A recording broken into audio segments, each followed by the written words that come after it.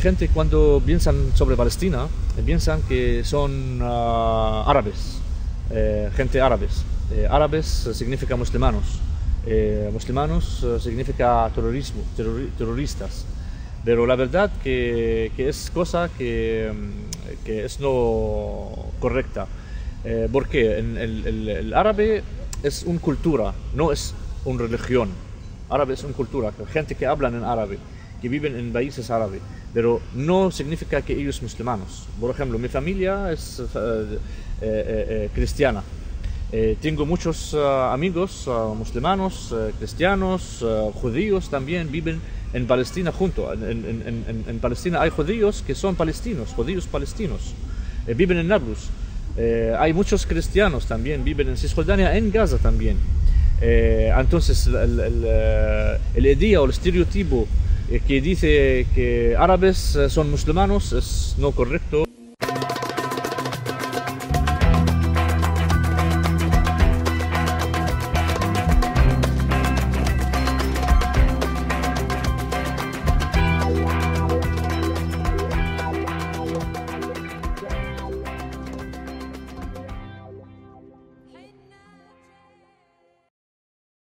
Me llamo Wafa Elgeadi Saleh y soy nieta e hija de los palestinos. Me llamo Maisa Hajjaj y yo soy de un pueblo que se llama Abu Dis, en el este de Jerusalén.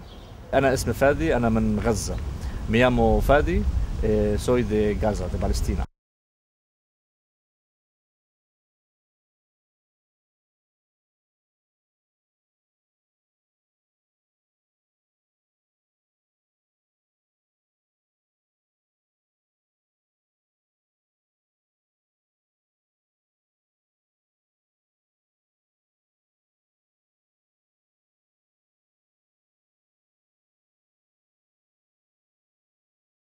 La historia de mi familia comenzó cuando nos expulsaron de un pueblo muy bonito llamado Aqer. Mi familia estaba en Nablus, es una ciudad en Cisjordania. En 48, cuando el Nakba empieza, mi familia, mi abuelo fue a Gaza como refugiado. Queda ahí, no puede devolver a Cisjordania, a su población. Mis abuelos en el 48, cuando ya se había creado el Estado de Israel y comenzaron a invadir el territorio palestino, tuvieron que desplazarse pues, por la opresión del ejército de Israel. Mis abuelos se vieron obligados a dejar sus casas porque muchas aldeas fueron bombardeadas. Mi padre tenía 2 años cuando a él y a sus padres les expulsaron del pueblo. Y este pueblo Aqer, o mi pueblo Aqer, hoy en día no existe. Y hay un asentamiento en el lugar de este pueblo.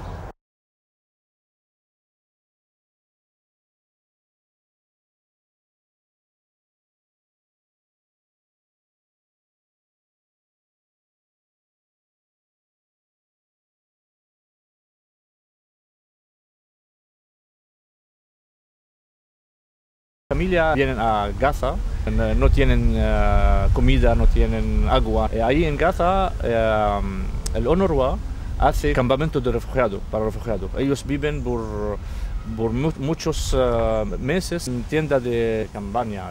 Más de la mitad de la población palestina son refugiados. Mi padre salió a estudiar fuera cuando resurgió todo el conflicto.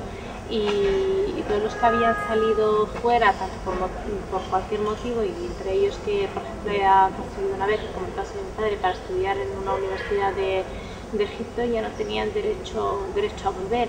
Y muchos de los palestinos que salieron de Palestina en el 48 o más tarde en el 67 ya no tienen derecho a volver a Palestina.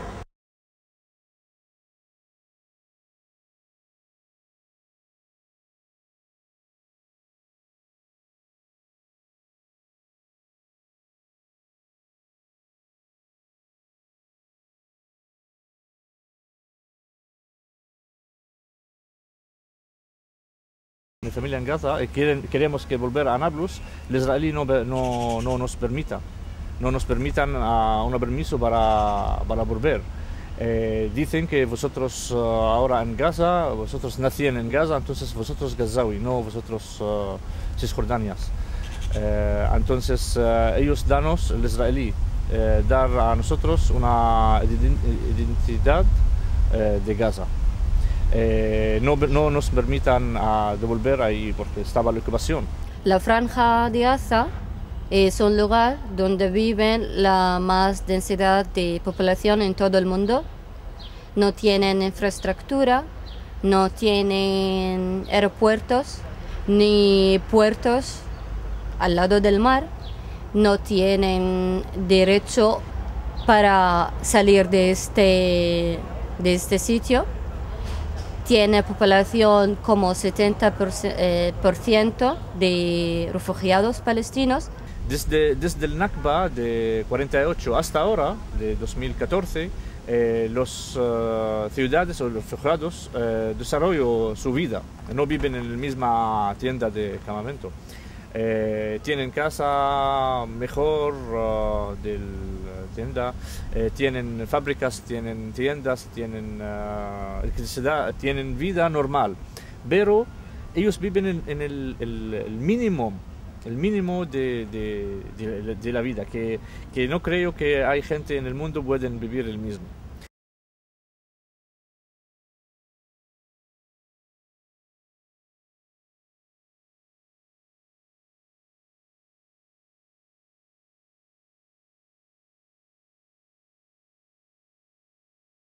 La situación en general en el campamento de refugiados, en Gaza especialmente, es muy difícil para un niño para vivir ahí. Aquí vosotros viven o estudian en una aula bonita, tienen calefacción por el frío, tienen todas las cosas que facilitan el proceso de estudio. Allí imaginaos que vosotros podéis estudiar sin electricidad. A veces no hay agua para beber. ¿Por qué no hay agua y no hay electricidad? Porque es controlada para Israel. Cuando yo iba a Gaza, el contraste que había entre lo que yo veía aquí y lo que ellos pasaban era una cosa completamente sorprendente, porque por ejemplo en casa de mi familia tenían 1 hora de agua al día y no tenían más, y tenía que abastecerse para 15 personas o para 20 personas los que vivieran en casa con solo 1 hora de agua al día. Cuando llega el agua, generalmente los niños de la casa somos los que llenamos las botellas para abastecernos a lo largo del día y por si al día siguiente no nos llegaba el agua potable. Y yo me acuerdo que llenamos las botellas y las dejamos en el frigorífico porque era verano. Y cuando yo fui a beber de esa agua que yo misma había puesto en la botella, notaba que había algo raro ahí. Yo era consciente de que, bueno, era un agua contaminada, pero lo que no me llegué a imaginar es que cuando yo puse ese agua en un vaso, lo que tenía eran gusanos, literalmente. Yo me había bebido esos gusanos. De pequeña tuve muchísimo miedo de los israelíes, de los otros que tienen solamente un personaje en mi mente, de un soldado bien armado israelí que no nos deja mover libremente. Es la única acuerdo que tengo en la cabeza de ser niña en Palestina.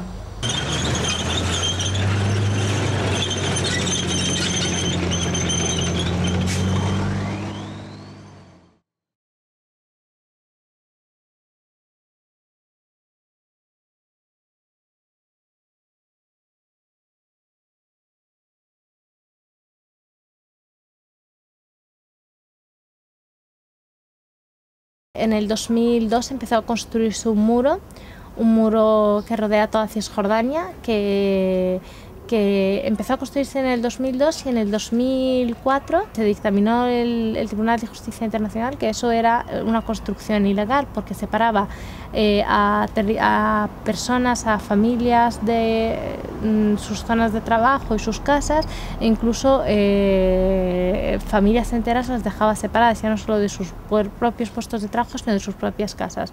Y ese muro, a pesar de ser dictaminado como construcción ilegal en el 2004, se siguió construyendo hasta terminar su construcción.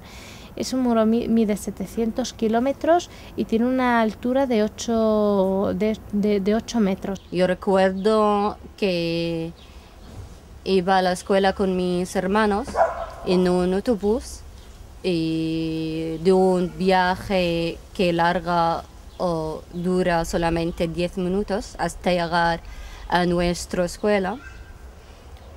Pero cuando empezaron a construir el muro que ha separado mi pueblo en dos partes, ahora tenemos que hacer una larga vuelta de 2 horas hasta que llegar a la escuela, incluso pasar por checkpoints y el control militar israelí, con unos soldados del ejército israelí, con sus armas y todas las molestias que pueden poner a nosotros. Eso sí nos dejan a pasar, porque en unos veces ellos y solo ellos tienen el derecho a decidir si los niños pasan a sus escuelas o no. Nosotros vivimos en una prisión junto, en el aire. Yo recuerdo, es muy difícil para mí cuando yo ver en la televisión que hay gente que viajan, que ir a otros sitios, y yo no puedo salir de mi ciudad. Es muy difícil para mí como refugiado. Gente que viven en Gaza, que ellos no tienen ningún derecho de viajar libremente o moverse libremente por ejemplo, al otro lado de Palestina, lo que es Cisjordania. Hay una cosa que creo que es muy importante, que imaginamos los niños viven sin electricidad, sin agua, sin comida, con guerra, con situación que da mucho miedo. Este niño, cuando crecen, afecta su vida, afecta mucho a su personalidad. Ellos van a tener pánico, miedo, no confianza en los otros, no confianza en sí mismo, no tiene ¿por qué nosotros vivir? Mi vida es nada, para nada. Entonces, para mí es igual, vivo o muerto es igual. Los palestinos viven prácticamente sin que se les respete ninguno de los derechos humanos que hay. Y yo creo que la mejor arma que se puede tener es el conocimiento. Saber que esto existe, que es una realidad y que son personas, que son gente que, bueno, pues que tiene derecho a todo lo que tiene el resto del mundo, y el hecho de que estén en otro sitio no significa que no tenga las mismas necesidades que el resto y que no se les respeten los derechos humanos. Yo creo que los niños y las niñas españoles y todas las personas demás tienen que informarse más sobre lo que está pasando en Palestina. Tienen que saber que hay gente allí que sufre de la ocupación israelí, sufre de racismo, sufre de represión y no tienen los mismos derechos que tienen que tener. Yo animo a todas las personas a que no se queden con un testimonio solo de una persona, porque yo soy alguien que, bueno, que os está contando una realidad vivida, pero os animo a que siempre leáis y os informéis por vosotros mismos, porque es la única forma de parar este tipo de actos y de crearos vuestra propia opinión.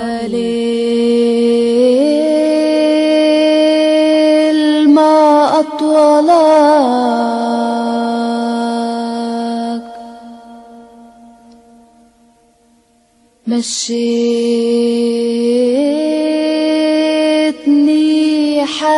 فيه